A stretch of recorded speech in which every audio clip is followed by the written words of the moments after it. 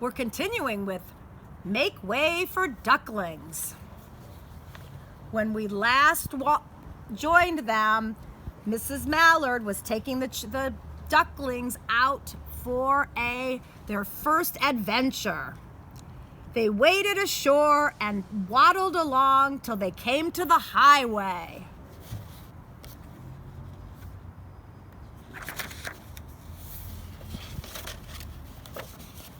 Mrs. Mallard stepped out to cross the road.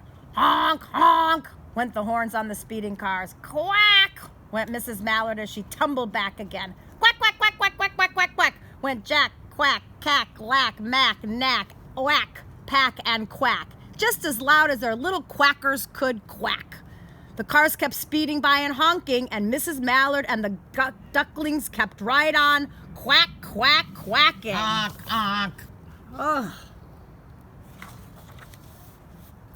They made such a noise that Michael, the policeman, came running up with his arms and blowing his whistle. Stop! He planted himself in the center of the road and raised one hand to stop the traffic, and then beckoned with the other, the way policemen do, for Mrs. Mallard to cross over. Here she is, crossing over with all the little ducklings. Here's the cars waiting.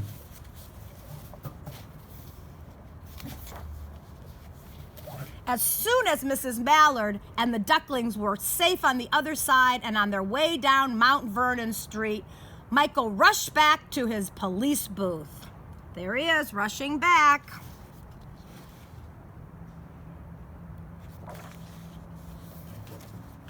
He called Clancy at headquarters and said, "Hey, Clancy, there's a family of ducks walking down the street."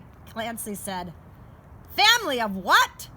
"Ducks," yelled Michael. "Send a police car, quick!"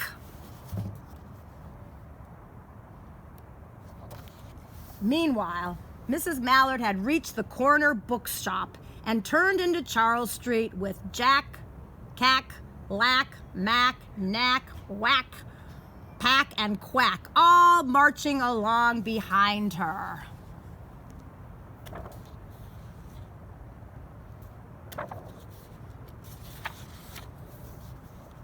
Everyone stared.